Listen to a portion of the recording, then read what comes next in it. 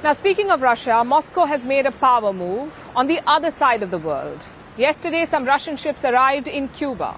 Russian warships. There was one guided missile frigate, the Admiral Gorshkov.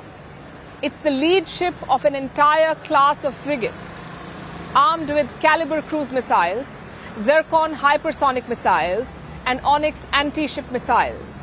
It arrived in the Havana port yesterday, flanked by a tugboat and a fuel ship.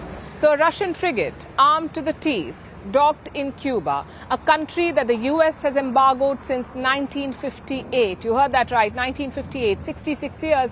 It is the longest trade embargo in modern history. So it's safe to say that Cuba and the US aren't on good terms, and now a Russian ship has docked in Havana. It's a signal from Putin that Russia can waltz into America's backyard anytime it wants to.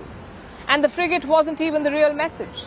Putin's big warning cruised in a little later, half submerged, Cuban and Russian naval flags fluttering in the wind, and a contingent of soldiers on the deck.